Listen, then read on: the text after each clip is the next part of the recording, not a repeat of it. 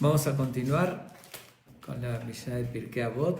Esta noche vamos a estudiar dos Mishnayot que la dice el mismo Jajam, que va a ser la Mishnah 16 y 17. Creo que puse mal el título, puse 17 y 18, fue un error, pero es la 16 y la 17. En esta ocasión voy a dedicar este estudio Leilun Nishmat Salomón Blanca Benbeki, que es esta noche y mañana su aniversario, además de los que siempre lo dedico, los que están oyendo, que me dedican en memoria de sus familiares. Y vamos a comenzar porque tenemos una Mishnah muy especial que habla de la filosofía y el sentido de la vida. Son dos enseñanzas que están relacionadas totalmente, pero que son elementales, que hablan de verdad de la visión y el sentido de toda la vida. Comenzamos. Rabbi Yaakov Omer. Rabbi Yaakov solía decir. Bueno, antes de continuar, como lo hago siempre, vamos a ubicar quién es este Rabbi Yaakov. Rabbi Yaakov aquí no menciona el nombre del papá, pero era el nieto de Elisha Aher. Los que me siguieron todos los días van a recordar que hablamos de un gran jajam, un gran sabio, que fue el maestro de Rabbi Meir Baal HaNes, ni más ni menos, pero que en un momento de su vida se alejó, seguía teniendo todo el conocimiento de la Torá, pero renegó en el judaísmo. Fue un impacto, algo muy fuerte. Los jamim se enojaron mucho. Ya había relatado que Rabbi Meir seguía estudiando con él. Dice, tomo su interior y dejo de lado su exterior, su cáscara. Y él tuvo una hija, y este Rabbi Yaakov fue el hijo de esa hija. Entonces, fue nieto directo de Elisha Aher, este jajam.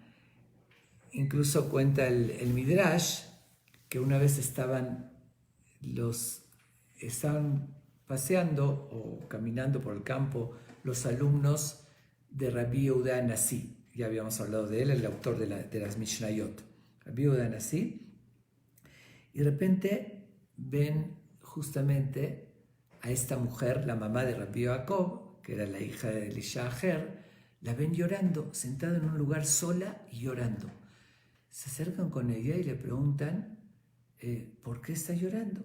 Entonces le dice que estaba con su burro y su sirvienta, esa es la que la ayudaba, y se escapó el burro, la sirvienta fue tras de él, pero ya pasó muchísimo tiempo y no la encuentra. No encuentra ni a la sirvienta ni al burro y estaba ahí abandonada, sola, no sabía cómo se iba a regresar y si estaba vivo, si qué pasó con ellos.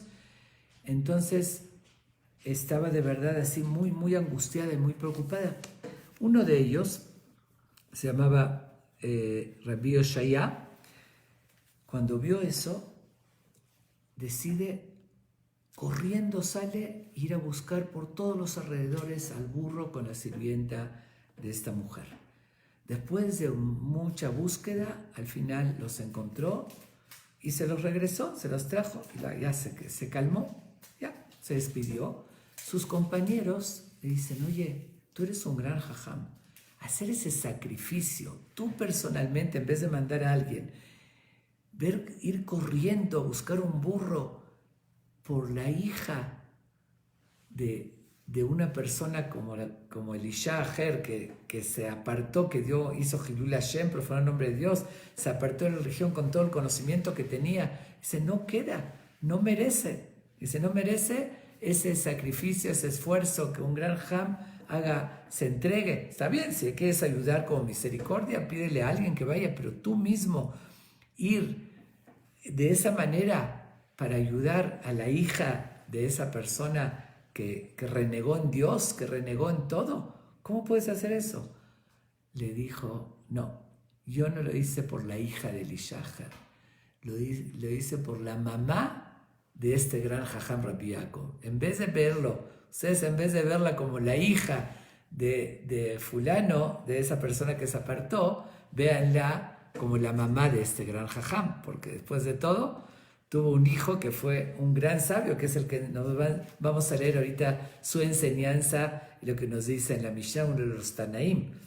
Entonces ahí le reconocieron, le dice totalmente, tienes razón, y justamente citaron un pasuk, una frase que dice, Ateret Zekenim Benebanim, dices, la corona de los ancianos son los nietos, Vetiferet Banim Abotam, y la belleza de los hijos son sus padres. Quiere decir eso, que a veces los mismos abuelos se enorgullecen con sus nietos y los padres con sus hijos, además de los hijos enorgullecerse con sus padres. Dice, en este caso aplicó que la mamá se enorgulleció de su hijo. Quiere decir, el mérito y el valor no lo desameritó, o no le desmeritó, perdón, el ser hija de alguien muy malo, sino al contrario, le dio honor ser mamá de este gran Jajam Rabbi Yaakov. Nada más para que, como una referencia del Talmud, para que ubiquemos quién es Rabbi Yaakov, que gracias a él dijeron hay que respetar también a su mamá, que es la madre de este gran Jajam. Ok, voy a mencionar también algo que habla en el Talmud acerca de él, pero yo había relatado, es que este Jajam lo encontramos, o más bien fue mencionado, cuando estudiamos la Mishnah 7 del capítulo 3. Ahí mencionamos Rabbi Yaakov y ahí relaté acerca de él. Nada más voy a relatar y repetir, para el que no lo oyó en esa ocasión, una historia que es interesante acerca de él, para también ubicar quién era este Jajam. Comenta también el Midrash que en esa época había un grupo que eran herejes, que es el que renegaban también en Dios y contra la Torá, los Jamim, y para ellos fue una gran victoria cuando Elisha, el que mencionamos, Elisha Aher, el abuelito de este Jajam, se desvió del camino y renegó. Fue como una victoria para ellos, tenían en quién apoyarse, era un gran Jajam y que se alejó. Entonces ellos estuvieron tras su nieto, Rabbi Yaakov, que era un gran Jajam también, y querían convencerlo que siga el camino de su abuelito. Querían que se integre a ellos, porque ellos con eso se iban a elevar y decir, este gran Jajam está con nosotros. Es el que renegaba en la Torah oral y, bueno, en muchas cosas, que eran minim. Minim quiere decir herejes. ¿Ok? Obviamente que todos los medios de insistencia y de rogarle y de tratar de convencerlo fracasaron. Él los rechazaba de forma absoluta, que ni oírlos, y se los rechazaba. ¿Qué sucede? Que una vez supieron que él iba a salir de viaje. ¿Y qué hicieron? Lo esperaron en el camino, lo atraparon y lo secuestraron. Se lo llevaron a un lugar escondido y lo empezaron a amenazar de que si no declara que él los reconoce a ellos y que él reniega también, lo van a matar. Entonces Rabbi Yaakov, ¿qué hizo? Él esperaba un milagro de Dios y una ayuda y les dijo, bueno, denme 3 días para pensarlo. Dice, no quería, se decía que no en ese momento los iban a matar, seguro que él no pensaba hacer eso, pero estaba esperando que pase algo, entonces hizo tiempo. Dijo, bueno, ok, lo voy a pensar, denme 3 días. En eso lo tenían encerrado, oculto, secuestrado. La hija de uno de ellos era una joven que ella no aceptaba y no le parecía lo que estaba haciendo su papá y otras personas y ese grupo. Ella sabía que la Torá es verídica y que ellos estaban mal y le dolió muchísimo que hayan secuestrado a este gran Jajam. ¿Qué hizo? Se ocultó, escribió una carta describiendo todo lo que había sucedido, que lo secuestraron, la ubicación donde se encontraba, y esa carta, cuando nadie la vio, lo mandó con un mensajero al pueblo donde estaba donde vivía Rabbi Jacob, donde estaban sus alumnos, para avisarles lo que estaba pasando y que lleguen a rescatar, que lo delaten en ese entonces ya a los romanos, para que rescaten a este gran jajam. Efectivamente, reciben la carta y denuncian a la policía, a los soldados, lo que se necesitaba, van a ese lugar, van a ese escondite donde ella les describió exactamente la ubicación. No había GPS, pero sí les podía decir dónde estaban, y encuentran que está secuestrado este jajam, los condenan a todos ellos lo que habían hecho y lo liberan al jajam. En la ciudad lo reciben con mucha alegría. Para ese entonces, este Rabbi Jacob había enviudado. Y pasa como un mes de ese suceso, llega esta joven con Rabbi Jacob y le dice: Rabbi Parneseni, Rabbi, quiero pedirte que me ayudes a darme sustento. Estoy sola, mi papá se lo llevaron y quiero que me des sustento. Le dice, ¿hija de quién eres? Y le dice: yo soy hija de uno de los que te secuestraron. Entonces él como que se queda asombrado, le dice: sí, pero tú nos has enterado que gracias a mí tú te salvaste. Yo fui el que les avisé, el que mandé una carta y revelé tu escondite y vinieron por ti. Así que gracias a mí tú te salvaste.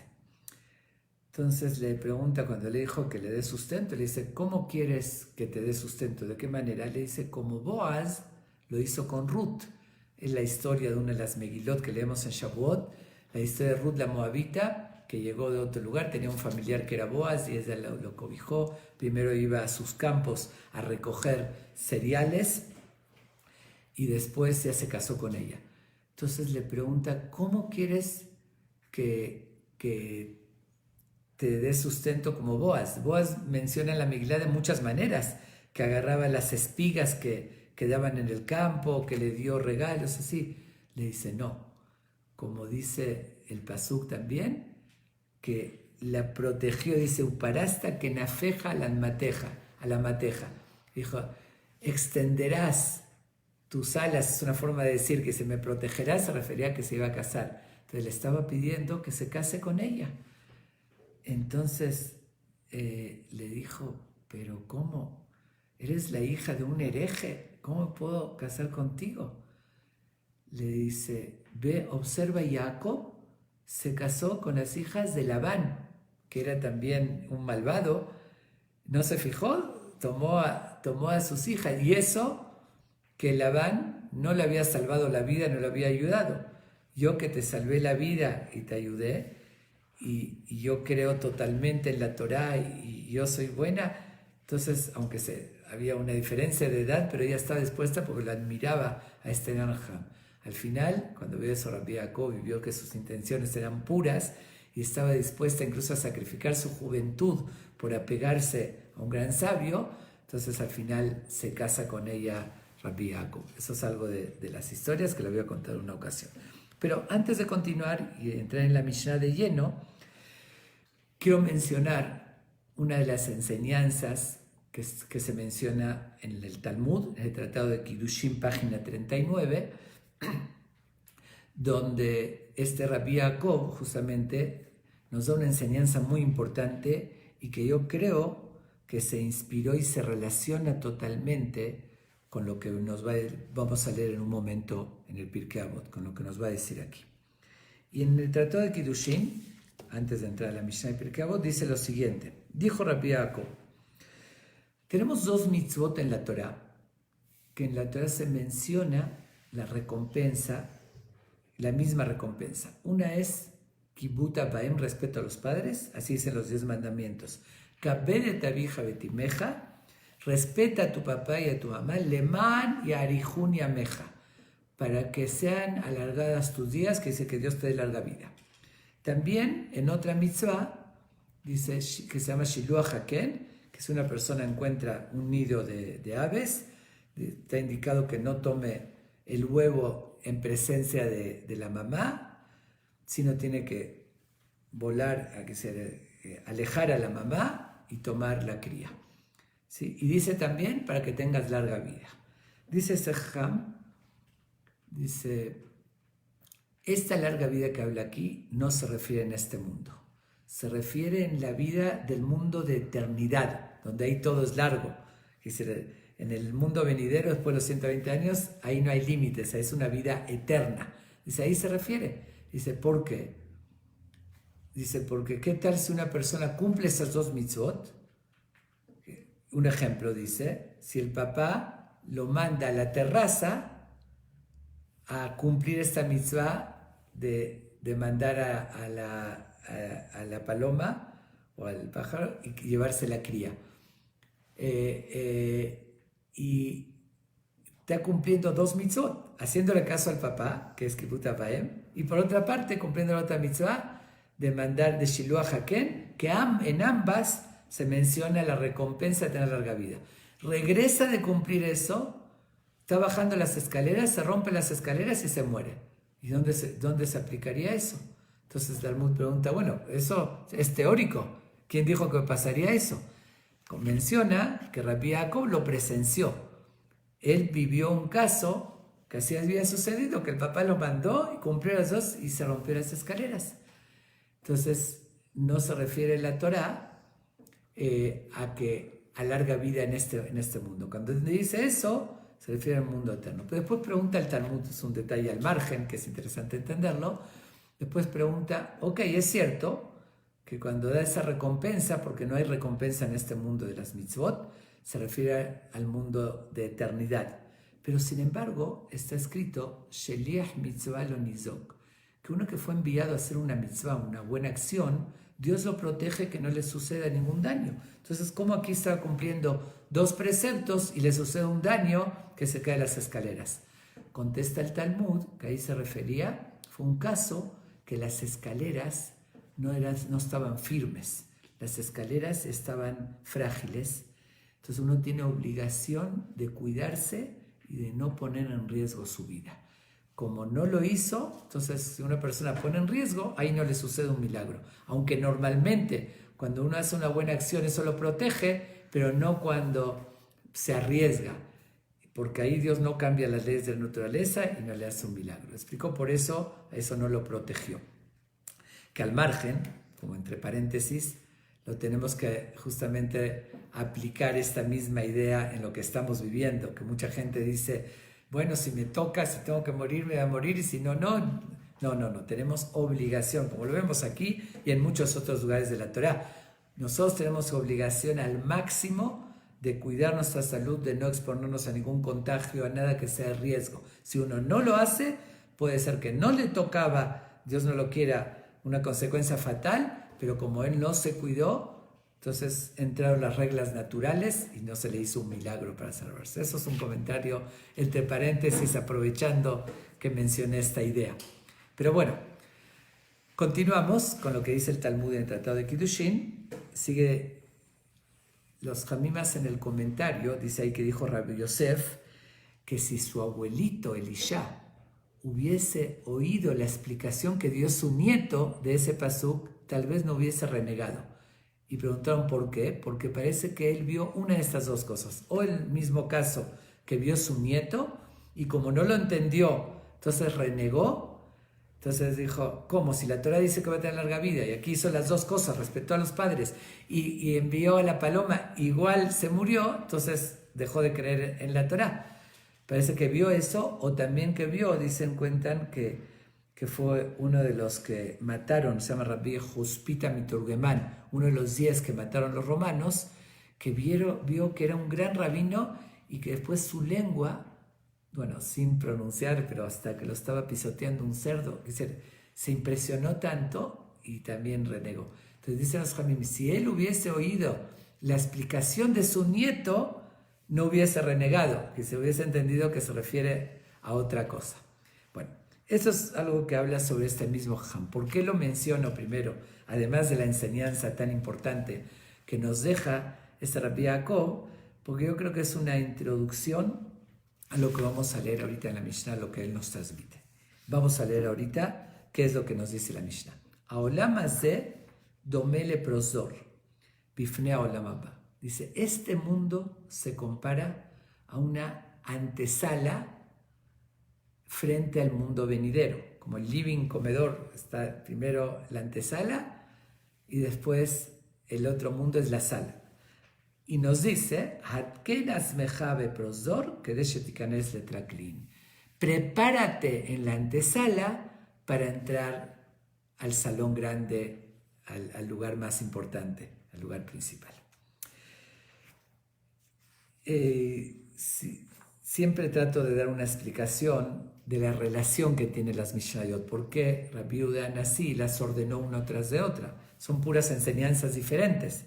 Y aquí yo creo que la relación, si recuerdan, vimos este jueves pasado, la Mishnah pasada, que Rabbi Anai dijo que no está en nuestras manos conocer las respuestas, por qué hay gente buena que le va mal y gente mala que le va bien. Ya di una explicación cuál es el enfoque correcto a eso. Por eso mismo viene ahorita Rabbi Jacob a decirnos, acuérdate que este mundo es la antesala del mundo venidero. Y aquí nos preparamos para allá. Entonces, en la antesala no tiene mucha relevancia.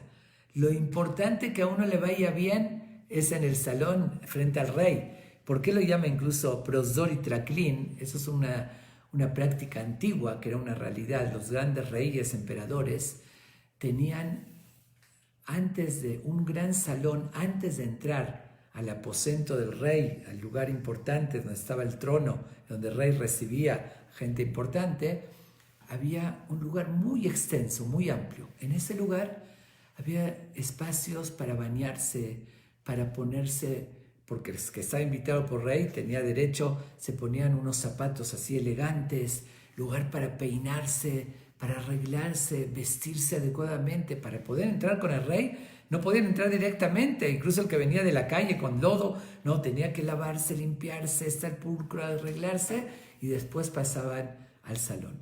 En ese espacio, ahí podía ser que en el orden donde estaban acomodados o cómo se preparaban, podía ser que el menos importante estaba más adelante y el más importante atrás, porque no había nadie que checaba ahí el nivel de importancia o si era merecedor o no. Pero cuando ya entraban con el rey, ahí sí el rey sabía quién era más digno, quién era menos, ahí no había juegos. En la antesala podía ser. Entonces, con eso podemos también entender la pregunta que se hizo en la Mishnah pasada. Vemos gente buena que le va mal y gente mala que le va bien. Pero recuerda, nos dice Rabbi Jacob, que todo esto es en la antesala. Estamos en el prosdor, en el pasillo, en el lugar donde nos vestimos, nos acomodamos para llegar. Allá es lo importante. Allá de verdad vamos a ver que los buenos le van bien y los malos le van mal. Es decir, el lugar, el objetivo, aquí no estamos nada más preparando. Entonces, de alguna manera se relaciona con lo anterior y se relaciona con la enseñanza que él dijo en el Talmud, en el Tratado de Kiddushin. Cuando nos dice que no creas que cuando se habla de recompensa es en este mundo. Cuando se habla de larga vida, se refiere a una vida de calidad en la eternidad, donde toda la vida es infinita. Ahí es donde lo está hablando. Entonces podemos con eso entender por qué una persona mala que le fue bien en este mundo, porque hizo algo bueno, como lo dije la vez pasada. Pero ¿dónde recibió la recompensa? Aquí en el pasillo, en la antesala. Lo mismo una persona buena sufrió, hizo capará, se expió, pero lo mismo en la antesala. Lo importante es allá, donde es el mundo de la eternidad. Y no puedo dejar de mencionar una famosa historia. Lo dije en Sukkot, en otras ocasiones, porque obviamente tiene mucha enseñanza, pero esto va como anillo al dedo. Es exactamente el entendimiento de esta Mishnah, por eso lo tengo que relatar para el que no lo oyó. Es una historia muy conocida con el gran sabio, tan famoso que fue la luminaria del siglo pasado, el siglo XX, el famoso Hafez Haim. Hafez Haim Rabbi Israel Meir Cohen, que vivía en Polonia, en una pequeña ciudad que se llama Radin. Él fue el que escribió la explicación del Shulchan Aruch, famosa Mishnah Berurá. Hafez Haim lo llamaban el que amaba la vida porque se cuidaba mucho del Lashon Hará, de no hablar mal de alguien, de respetar a todos, y fue el sabio más grande de su época. Entonces cuentan que una persona de Estados Unidos, algo así de América, que oyó hablar muchísimo de él, de la importancia, era esta persona muy rica, y dijo, yo tengo que conocerlo personalmente. Emprende el viaje tan largo en ese entonces, de América a Europa, a Polonia, ¿ok? Investiga la dirección de él, se hospeda en el mejor hotel de la ciudad, una persona muy rica, y al final va a su casa. Toca la puerta y sale el mismo Hafez Haim, que era un anciano, le abre la puerta. Pero se observa un lugarcito, una casita muy humilde. El Hafez Haim, él tenía una tienda de abarrotes, porque él consideraba, como ya lo mencioné varias veces también, que uno no debe vivir del estudio de acá, sino de su esfuerzo, de su trabajo. Entonces él trabajaba, abría un ratito la tienda, cuando ya tenía lo suficiente para comer, se iba a estudiar. Entonces, pero vivía con mucha humildad, y era en un lugar, una casa muy austera, muy sencilla. ¿Ok? Entonces él se queda como que en la puerta, así detenido, como petrificado. Dijo, ¿me habré equivocado? Me dio en esta dirección.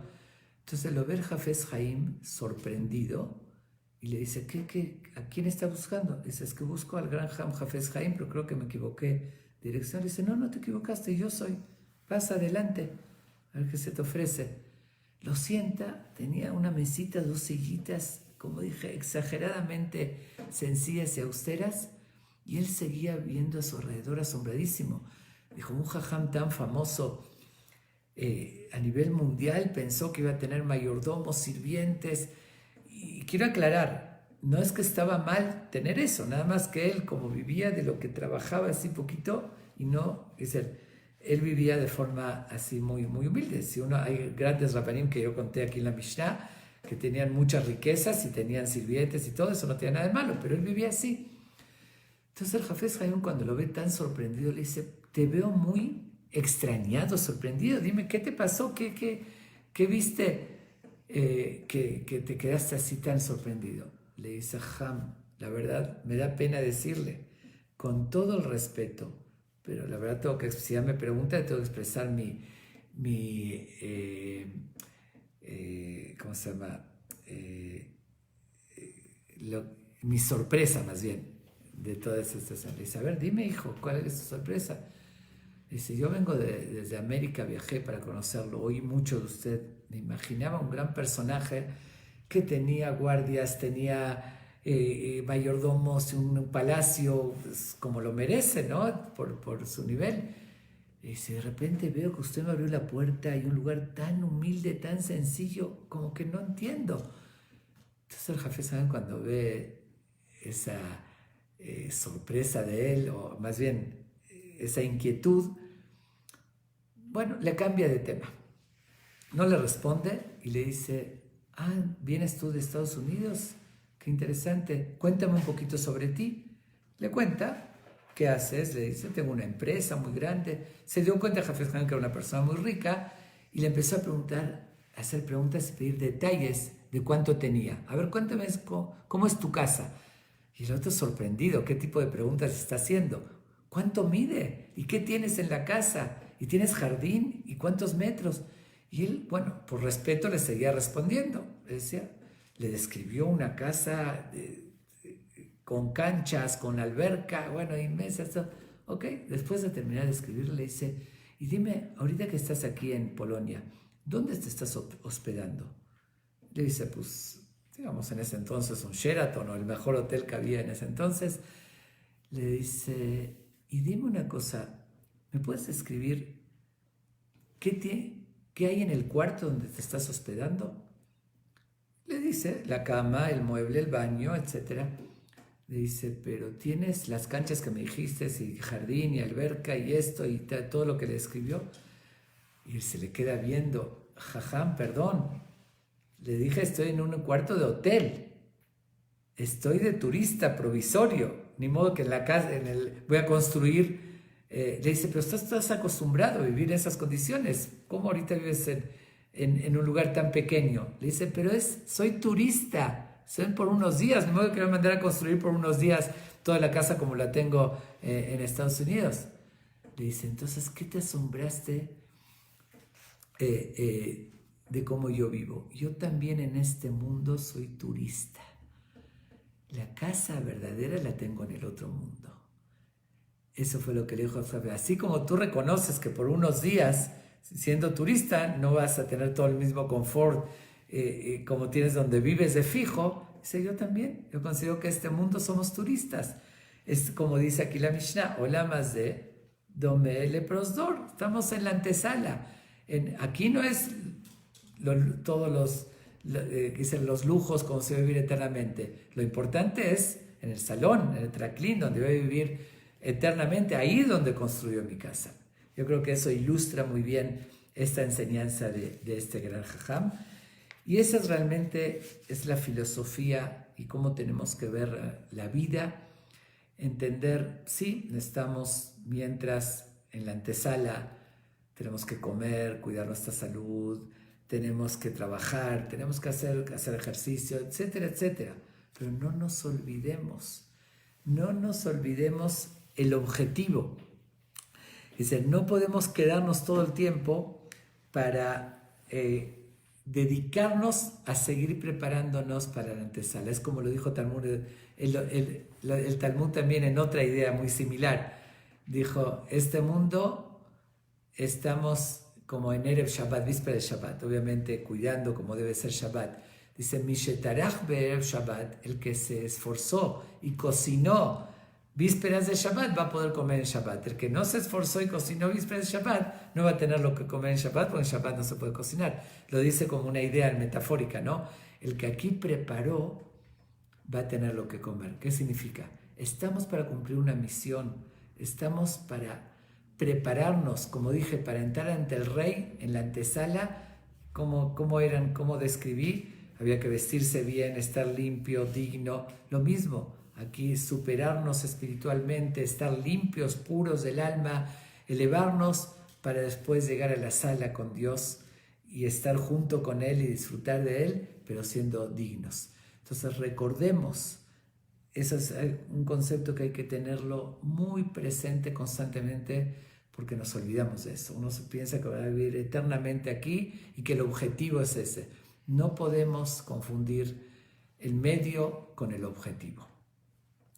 Pero sigue diciendo, aunque es otra Mishnah, hoy dije que voy a decir las dos Mishnayot juntas porque lo dijo el mismo Jajam y están estrechamente relacionadas las dos Mishnayot.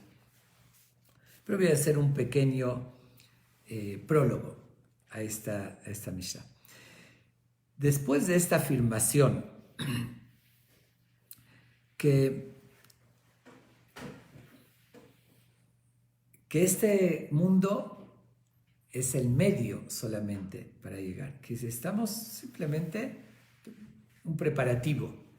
Entonces podríamos llegar a confundir también una idea y llegar a pensar, oye, ojalá que lo pueda evadir y evitar lo que más puedo. ¿A qué se compararía? Una persona tiene que ir a su trabajo, pero es un largo camino. Y para llegar al trabajo todos los días, tiene que tomar la carretera, hay muchísimo tráfico. Obviamente que no tolera y le estorba el tráfico, y porque es el medio para llegar, su objetivo es llegar a su trabajo, no es el camino. El camino es un medio forzoso que no le queda alternativa y es un peso para él. Entonces, en el mismo camino lo rechaza, lo detesta, nada más que no le queda alternativa. Creo que estamos de acuerdo. Ahorita nos viene a aclarar que no confundamos y podríamos ver el mundo de la misma manera. Este es el camino, hay tráfico, hay problemas, lo que quiero es llegar allá, pero mientras no tiene sentido lo que hago, nada más lo tengo que hacer forzoso para prepararme para allá. Sí tengo que cumplir mitzvot y hacer méritos, pero eso es no quisiera, si lo podría evitar, llegaría directamente al destino sin pasar por todo este proceso, como cualquiera quisiera llegar directamente al trabajo sin tener que pasar por todo el tráfico y todo el camino. Pero aquí nos viene a recalcar con la siguiente Mishnah, que por eso se relaciona estrechamente con la primera, y sigue diciendo así: Huaya Omer, él solía decir, aparte de lo que nos dijo, que este mundo es la antesala y el otro es el salón, también decía: Yafa Sha'ahat, Bichuba Umaasin Tobim Ba'olam Hazeh, Mikol Haye Olam Haba. Dice, es mejor una hora de buenas acciones, de reflexión, de superación en este mundo. Teshuvá es pedir perdón, arrepentirse, quisiera mejorar, corregir las acciones, o Maasim Tovim, buenas acciones, Mikol Hayya Olam Haba, de toda la vida del mundo venidero. ¿Qué dice de toda la vida del mundo venidero? Significa que tiene valor cuando en este mundo una persona se supera, hace una buena acción, está cambiando su esencia, su alma que va a vivir eternamente, la está formando y forjando esa personalidad, esa esencia, de una manera mucho más positiva, con una superación. Y eso mismo es algo muy positivo. Entonces no es como el tráfico. El tráfico, hice el camino ahí porque no me queda alternativa, pero ahí no gano nada con el camino.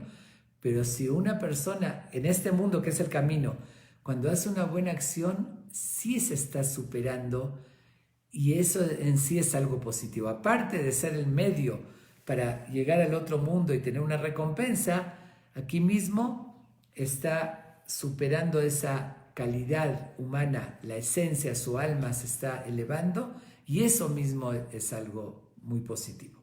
Pero bueno, dice que algo sorprendente. Dice que es mejor una hora de buenas acciones en este mundo que toda la vida del mundo venidero. Es algo sorprendente porque todos sabemos que estamos aquí, como dijo antes, pasajeros para llegar al otro mundo, y ese es el objetivo, que entonces supuestamente que ahí es mejor. Ok, pero sigue diciendo inmediatamente una aparente contradicción. Dice, Veyafa sha'ahat shel korat ruach ba'olam haba mikol hayya olam hazeh. Y por otra parte, es mejor una hora de placer y deleite, o de Korat Ruach, es de paz de espíritu, una tranquilidad, una satisfacción en el mundo venidero, que toda la vida de este mundo. Y ahora sí, que si no sería porque lo está diciendo este gran Jajam, y lo dice en el Pirkei Avot, que son Mishnayot que ya estuvimos estudiando tanto tiempo, y vimos la gran profundidad y sabiduría que tiene el Pirkei Avot. Si yo lo hubiese oído por primera vez que me dicen algo así, y cualquiera de ustedes que lo está oyendo, van a decir, perdón, pero ahora sí que se equivocó este Jajam. Ahora sí que, es un error de imprenta. Hay una evidente contradicción en lo que está diciendo aquí. A ver, primero dice que es mejor una hora en este mundo, e inmediatamente nos dice que es mejor una hora en el otro mundo. Oigan, que se pongan de acuerdo, ¿no? ¿Es mejor una hora aquí o es mejor una hora allá? De verdad es evidente la contradicción. La respuesta es muy sencilla, realmente. Si vemos las palabras textuales, vamos a ver que habló de dos conceptos muy diferentes. Cuando habló de una hora en este mundo, dijo de buenas acciones y superación. Que esa hora es mejor que toda la vida del mundo venidero. ¿Por qué? Porque en toda la eternidad la persona no puede hacer una sola buena acción. Este es el mundo de las oportunidades.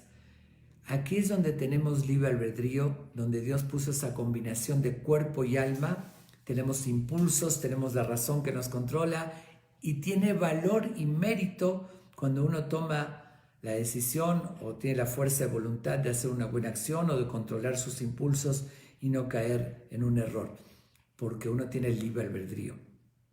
En la otra dimensión, cuando el alma se separa del cuerpo y pasa a lo que llamamos el mundo venidero, ahí ya no hay libre albedrío. Ahí ya, por una parte, uno ve a Dios, entiende todo, vive eternamente, puede deleitarse con Dios, todo, pero ya no tiene valor hacer un mérito nuevo. A ver, voy a tomar como ejemplo. Es un mérito de los más importantes creer en Dios. Para eso tenemos que razonar y darnos cuenta que eso no se hizo solo, etc. Ese mérito es en este mundo, porque tengo libre albedrío, puedo creer, puedo no creer y tengo que esforzarme en buscar la verdad. Pero allá, si una persona dice, mira, yo tengo un nuevo mérito porque creo en Dios. Cuando lo está viendo, cuando entiende todo y lo ve claro, eso no es ningún mérito, creer en Dios. O un ejemplo, tenemos indicaciones, controlar nuestros impulsos y no robar, no comer algo prohibido. Pues el cuerpo, el que necesita comer algo. Entonces, cuando no lo hago, porque Dios me lo está diciendo, tengo un mérito. Allá no hay cuerpo, entonces obviamente no hay... no cabe decir que tengo un mérito por no comer algo prohibido. No cabe decir que tengo un mérito por no robar. No existe robar, no hay bienes materiales, no hay cuerpos. Entonces, no hay posibilidad de superarse. Por lo tanto, una hora de hacer buenas acciones en este mundo es mejor que toda la eternidad, porque en toda la eternidad no tengo la oportunidad de lo que puedo lograr en una hora en este mundo. Entonces vale más, en cierto modo, una hora de esta vida que toda la eternidad. Está claro, creo, porque ahí no puedo acumular lo que puedo hacer incluso en un minuto en esta vida, no lo puedo hacer en toda la eternidad. Eso es por una parte, está hablando de un tema, de superarme, de elevarme espiritualmente, de ganar una recompensa. Ahora, por otra parte, si hablamos de recompensa, de placer y de deleite, todo el mundo está en búsquedas de placeres, de confort, de disfrutar más de la vida. Eso es lo que se dedica la humanidad, buscar nuevos placeres para disfrutar.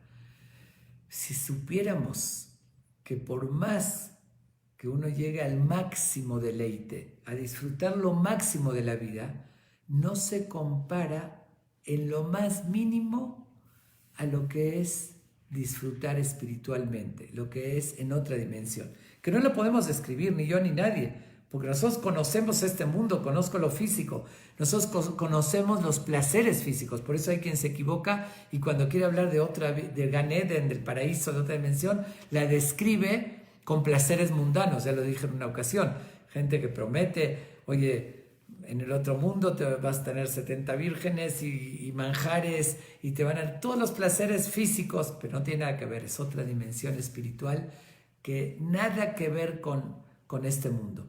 Entonces lo que nos dice aquí este gran Ham, que es algo tan importante tomarlo en cuenta, tanto buscamos placeres, entregamos nuestro tiempo por un poquito más de placer. Si supiéramos que en vez de dedicarnos a esa persecución de placer, un restaurante mejor, con una comida con mejor sabor, vuelvo a repetir lo que digo siempre, no tiene nada de malo si uno tiene las oportunidades, pero sacrificar el tiempo, dedicar, en vez de hacer algo que me va a dar un placer mucho más alto e inmenso en la eternidad, estoy buscando un placer que no se compara en lo más mínimo a lo que uno va a tener por sus buenas acciones en el mundo venidero. Entonces nos dice lo siguiente, y veamos lo que está diciendo.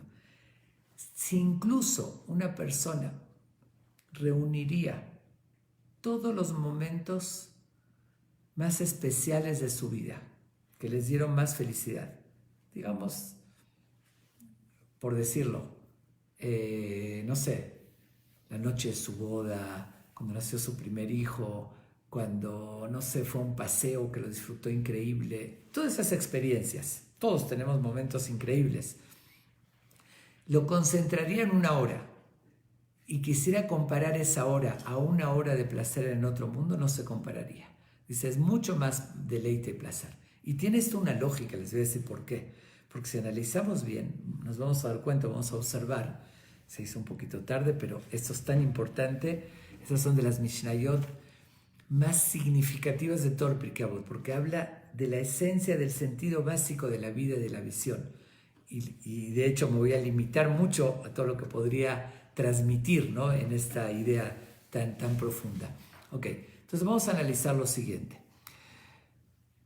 Si observan bien, van a darse cuenta que cualquier placer de este mundo, vamos a ver de que depende qué tan grande sea, es qué tan o qué porcentaje tiene de algo espiritual. Un placer más cuando es solamente físico, no digo que no sea placer, a todos nos encanta, no sé, una buena carne, etcétera, etcétera. Pero cuando es un placer solamente físico, es un placer limitado. Cuando hay una mezcla con algo más espiritual, depende qué tan espiritual sea, el placer va a ser más intenso. ¿Cómo sé eso? ¿Cómo puedo comprobar lo que estoy afirmando? Muy sencillo. Tomemos como ejemplo, una mamá tiene un bebé o un niño pequeño. Está en una situación de repente en algún momento donde tiene escasez de comida y tiene un pan, el niño está llorando que tiene hambre y ella también tiene hambre. Dígame la verdad que creen. ¿A quién se lo va a comer ella o se lo va a dar al bebé o al niño? Todos sabemos que se lo da al bebé. Ahora hago una pregunta muy sencilla. Nadie deja un placer superior por uno inferior. Eso es obvio. No somos tontos. ¿Ok? Entonces, ¿por qué la mamá deja ese placer de que tiene hambre y quiere comer y la va a llenar y le va a dar un placer por dárselo a su hijo? Es obvio que el placer del sentimiento de amor que tiene hacia su hijo es más grande que el placer que le daría la comida. ¿Por qué? Muy sencillo, porque el sentimiento de amor es más espiritual y eso llena mucho más que el placer físico. Y eso es en todo, lo pueden ver en una escala de valores, van a ver viendo, cuando más espiritual es, y por un sentimiento de amor uno hace muchísimas cosas porque eso lo llena espiritualmente. Y cuando más, un ejemplo, sin entrar en detalles porque les puedo hacer una escala, ¿no? Cada cosa, cuando más porcentaje tiene de algo más espiritual, es más grande. Pero el último paso, hay gente, porque uno está dispuesto a la comida, pero otro hasta se sacrifica, arriesga su vida. Y hay quien da la vida. ¿Cuánta gente da la vida por un ideal, defendiendo un ideal, por una causa? ¿Qué significa? Como el ideal es algo tan fuerte, espiritual, que uno está dispuesto hasta dar todo, no nada más la comida, hasta su cuerpo y su vida. Eso demuestra que eso lo llena más, el placer espiritual lo llena más. Y lo mismo en el dolor, en el sufrimiento. Dice, un dolor físico duele, pero un dolor espiritual duele mucho más. Y el ejemplo de eso y demostración, si a cualquiera de nosotros nos dan a escoger que nos den 10 golpes o que nos avergüenzan en público, yo por lo menos, yo creo que todos los oyentes escogeríamos los 10 golpes. Estamos hablando de realmente que nos avergüencen en público, el sentimiento tan fuerte que eso es mucho más, porque es un dolor espiritual, duele mucho más que los golpes. Y así en todo, una pérdida física, el coche que lo quería mucho y un choque lo perdió, duele mucho, pero Dios no lo quiere a una pérdida espiritual, uno pierde a un ser querido, duele mucho más, porque es espiritual. Tanto en el placer como en el dolor, es mucho más fuerte lo espiritual que lo físico. Esa es la explicación de esta Mishnah. Cuando hablamos en este mundo, todos los placeres o dolores están mezclados, físico con espiritual. Por eso es limitado. En la otra dimensión es 100% espiritual. El deleite es mucho más profundo que ni lo podemos concebir. Así como dijo un sentimiento de amor, de un ideal que llena, allá es 100% espiritual y no se compara en lo más mínimo con los placeres de este mundo. Por eso dice, cuando hablamos de deleite y afasha ahad, en el otro mundo es mucho más intenso que cuando hablamos de oportunidad de superarnos, ahí sí en este mundo tenemos oportunidad porque tenemos libre albedrío y vale mucho más allá. Yo con esto respondo una pregunta que le hago muchas veces, a veces cuando doy el pésame en lutos, que hablo justamente que el otro mundo, las condiciones son mejor en todos los aspectos. No hay enfermedades, no hay necesidad de comer, no hay dolores, no hay coronavirus, no hay ninguna de lo que padecemos ahorita, dolor de cabeza, etcétera, ni incertidumbres. Entonces le hago la pregunta, siendo así, uno debería aspirar a morir. ¿Por qué? Porque si voy a pasar una mejor vida, como se dice, ¿quién no quiere pasar una mejor vida? Entonces, ¿por qué la Torah nos dice cuidar tanto la salud y uno de los peores pecados es atentar contra la vida? ¿Por qué? Si hay un mejor mundo y quiero ir al mejor mundo, tengo que buscar. Es como siempre lo digo también, que cuando uno nace es como entrar a una cárcel y cuando mueres se libera. ¿Quién no quiere liberarse de la cárcel? Entonces, ¿por qué tenemos que cuidar la salud? ¿Por qué no aspirar a la muerte? La respuesta está en esta Mishnah. Es cierto que todas las condiciones allá son mucho mejores, el placer y todo. Sin embargo, allá no vamos a tener oportunidad de superarnos. Por eso valoramos tanto esta vida. Cada minuto de vida, lo que podemos hacer, en toda la eternidad no lo vamos a lograr. Por eso hay que aferrarse y aprovechar la vida.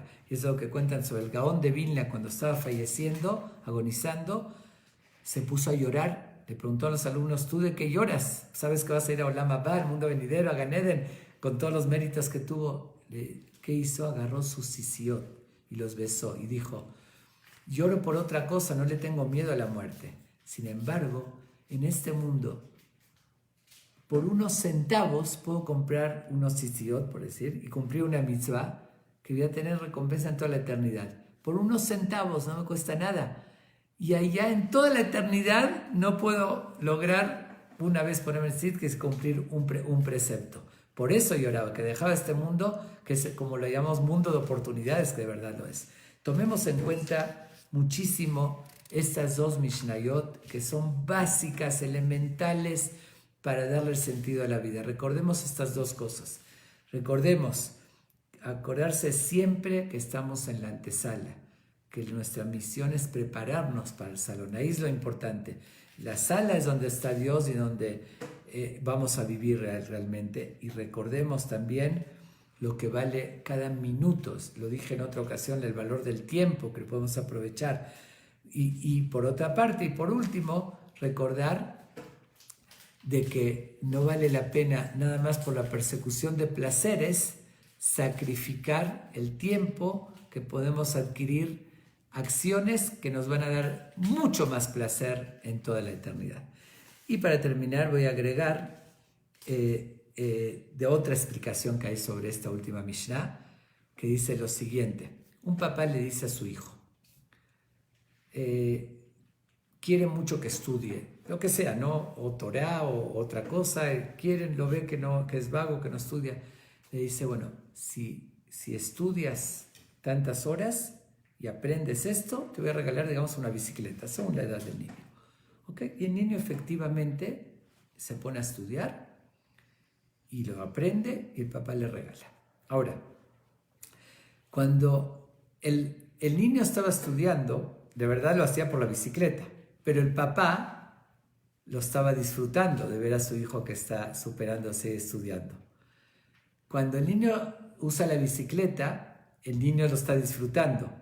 El papá no tanto como antes. Está bien, le da gusto que el niño esté contento, pero disfrutó más cuando estaba estudiando. Dice aquí también hay una interpretación que dice así. Yafasha Hat es mejor una hora en Teshuvah y Maasim en buenas obras para Dios. Dios cuando nos ve a nosotros superándonos y haciendo buenas acciones, Dios se deleita. Es como el papá cuando le encomendó a su hijo que estudie y el papá tiene satisfacción. Ahora, Dios nos promete el mundo venidero de deleite. Cuando nosotros estamos deleitándonos allá, ahí nosotros nos deleitamos y el papá es menos. También les da gusto que nosotros disfrutemos, pero él lo que quería vernos superar. Entonces, una habla de Dios y otra habla de nosotros, como el caso del hijo, cuando está estudiando que el papá le da gusto y cuando usa la bicicleta que al niño le da gusto. Esa es otra interpretación, pero de todos modos es muy, muy significativo recordar estas Mishayot todo el tiempo. Incluso hicieron canciones que siempre recuerdo cuando leo esa canción. Olam hazeh dome leprosor, Olam haba dome letraklin. עד כנס מחבה פרוזור, כדי שתיכנס לטרקלין. Bueno, esa es una canción que la compusieron en base a estas palabras, pero para tenerla presente. Y bueno, les recomiendo muchísimo, más que cualquier otra enseñanza de pecado, que todas son importantísimas, pero esta es elemental. Y con esto concluimos y vamos a dedicar, como le hicimos, este estudio de vuelta, como dije, en memoria, que es hoy su aniversario, de Salomón Blanca Ben Becker, también de la señora Gladys Batnusha, y de todos los familiares de los que están oyendo, los que donaron al grupo de Shamón. אשרי שירת העולם יזרתו חפץ מאוד טוב, שמי שמן טוב יום מימי ומנוחה נכונה, בישיבה עליונה ותחלקה שכנם על הקושמותיהם שאנתי מנה, תחיסה לשנה פשמה טוב. Ahorita hago la pausa y piensen en los nombres de los seres queridos que quieran dedicar a este estudio. רוח השם תניחם בגן עדן התפרטלו מעל מעדן כלותיהם השם ובעלה המלך ולכם מלכים מלכים ויחוס וחמר עליהם וילווה עליהם השלום על משכב עמי השלום כי יכתיב יבוא שלום ולכם משכבותם ולככו הם בכל מיני ישראל שקודמם בחלכם והשיחות וכן יהי רצון ונאמר אמן וזה הלימוד לעילוי נשמתם נפשם בטוב ילינו וזרעם ישוערס. Nos vemos mañana a las 8 en punto. Muchas gracias.